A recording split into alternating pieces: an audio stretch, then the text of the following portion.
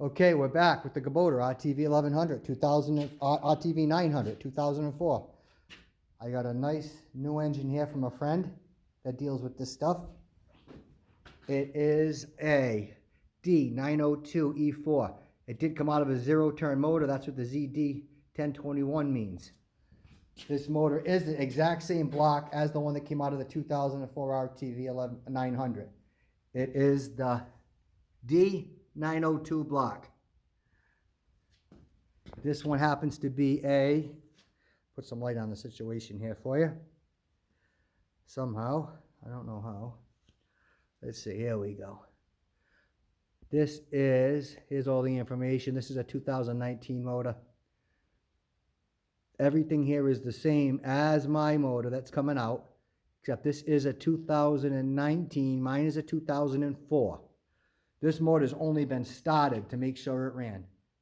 I was searching for a head for my motor, which is cracked. And the gentleman that had this has many of them. And he told me for $400, he'll give me this entire engine. And I was in tears, really. Because it's a long backstory, but I get screwed over pretty good. And I had no money left.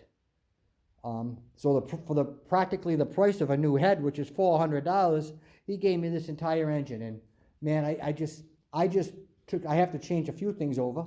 I have to change the water neck. That's different. And I do have to change the cam, but for the cam has to be changed so far. Let's see if I find another way of doing this. But the cam for the injector pump. So people that are doing this, there's nothing on YouTube about this at all. So if you're going to put another motor in, you're going to have to change the cam. So the front of this motor is going to have to come apart so I can pull the injector cam out. The reason that being is, on this new motor here, put some more light here so you can see.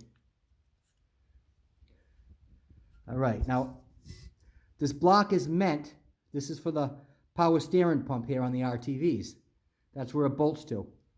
The cam here is flat. Remember that. Also, this fuel pump came off the RTV. This motor on a zero turn has an aftermarket, has a fuel pump that's either in the tank or on the unit. It's not mechanical. The cam inside of this does have the lobe. There's a block off plate here. Took the block off plate off, obviously.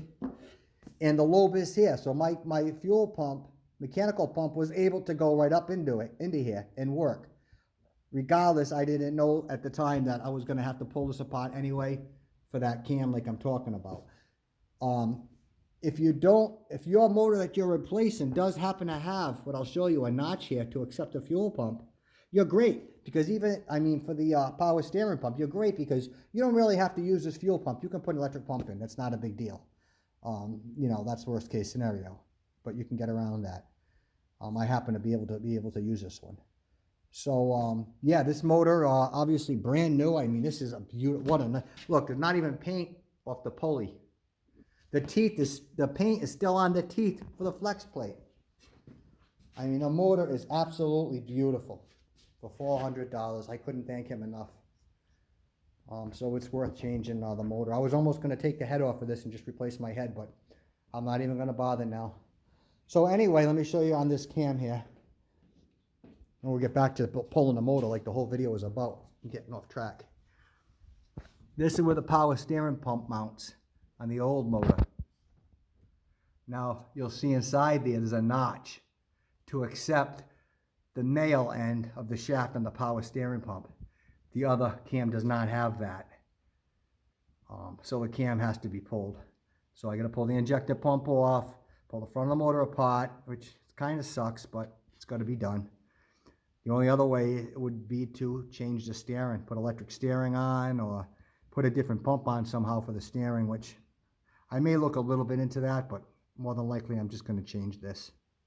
Anyway, as you can see, the motor's hanging out here.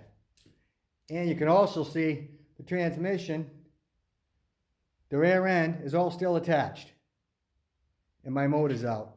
So I guess it's very well possible, isn't it? And don't say because I have the head off, well, I could take the motor out. Has nothing to do with the head. There's plenty of clearance. The head came off because the head was bad. The head did not have to come off to pull this engine whatsoever. There is plenty of room. All you have to do,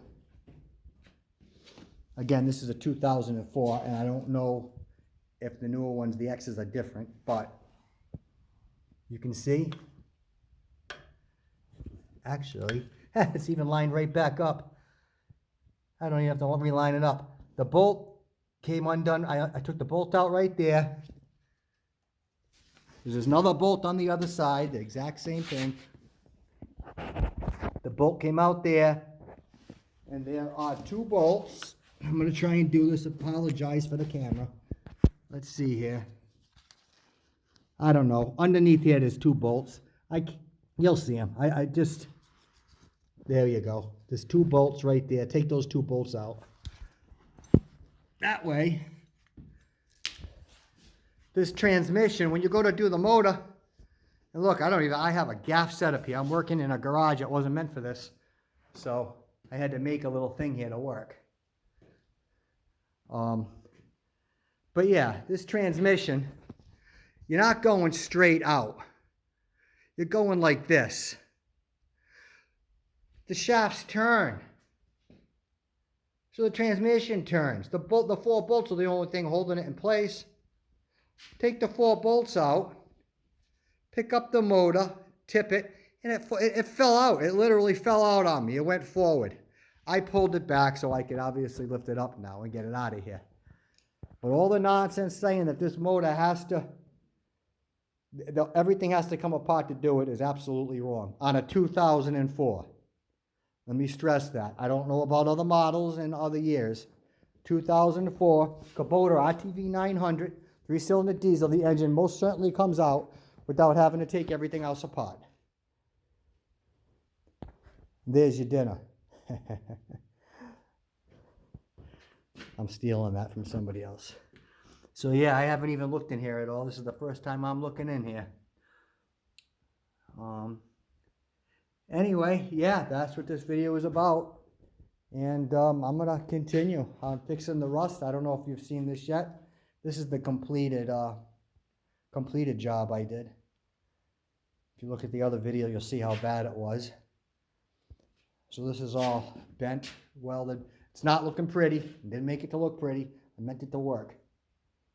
My days of making welds look pretty are over.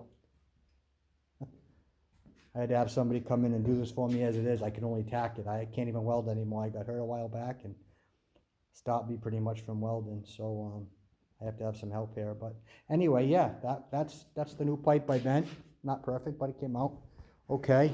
Here is the old one that I was told when I bought this wasn't nothing wrong with the frame. Huh. Nice, huh? Yep. So once I swap the motor out and get everything going, I gotta continue with the frame. I have to patch that up with a new section. I'm going to replace the whole frame section now that I got it apart. And yeah, this beautiful frame here, you know, obviously, like I said, I was told the frame was in good shape. And also I was told, quote unquote, the motor runs like a champ. Yeah, it runs like a champ. Locked up solid, blown freeze plugs, no water in it. Locked up alternator, I'm sorry. Blown out freeze plugs, no water in it, and a cracked head. Yeah, it runs like a champ, all right. My own fault for shaking somebody's hand and trusting them. And yeah, the frame is fine. I got it in writing and I got it in person to person from the person. I'm glad he can sleep with himself at night because I can't. I would never do that to somebody. But karma comes around. That's all I can say. Here is the power steering pump that I was telling you about. Where you'll see here, I didn't even want to take the fluid out, all the fluid out. I only disconnected the return hose. But here is that notch. Here's the male side of that shaft that goes into the female cutout on the end of the injector cam. I don't know of any other way of going around this right now other than, as I said, removing the cam and It's a shame to have to pull this perfectly good motor apart. But people out there that are used to doing this stuff are probably laughing at me because they do it every day. I've never worked on a diesel in my life. I've been scared of diesels. I've done everything else, and I said when I got this that this will be my learning experience when something happens. I didn't plan on it happening as soon as I bought it, though. But anyway, yeah, I mean, I guess luck did come back to my side for the gentleman giving me this entire engine for $400. I just, beyond words, really. It made me feel a little bit better about this whole experience. Anyway, yeah, I hope you subscribe to the channel here and like what I'm doing. I'm hoping that this will help people because I hate seeing everybody follow just what somebody else says without trying it. This motor comes out. That's the biggest part of this whole video. That saves a lot of headache for a lot of people if you got to replace your motor, man.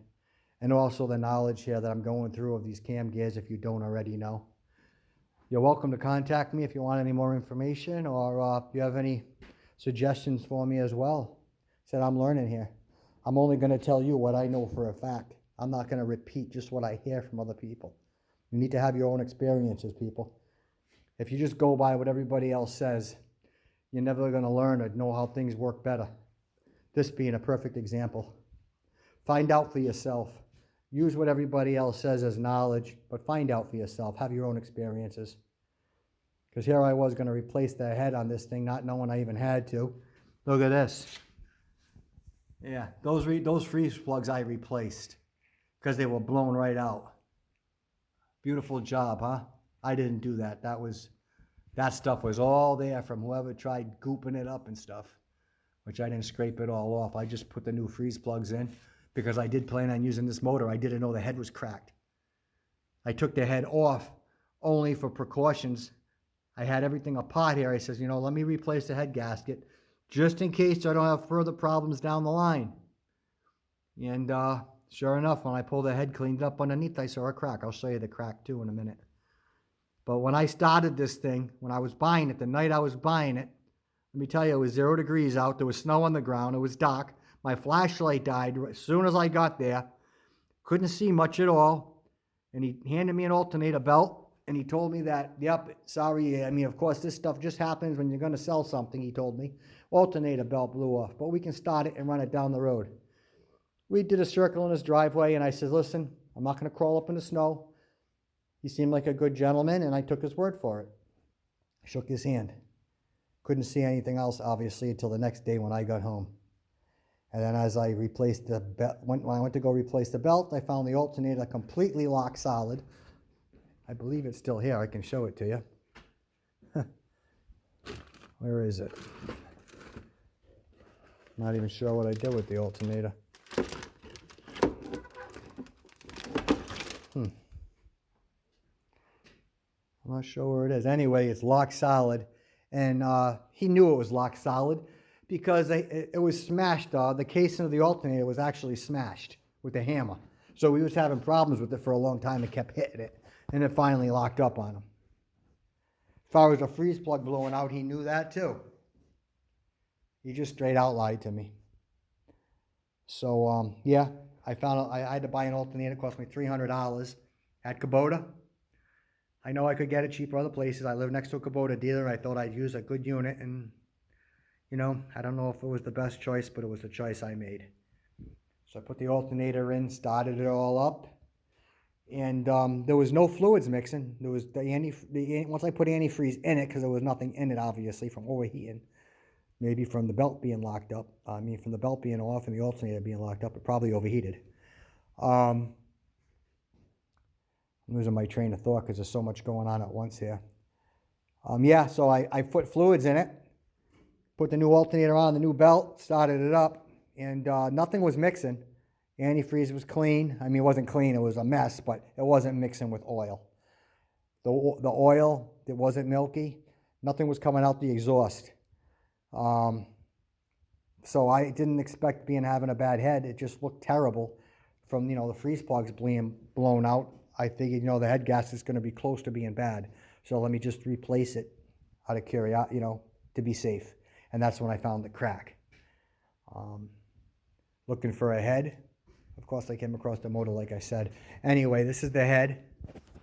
I even took my time. I got all the glow plugs loose. All the injectors were pulled out. I mean, I was ready to swap a head over. But let's see if we can see this here. Apologize for the messy camera work here.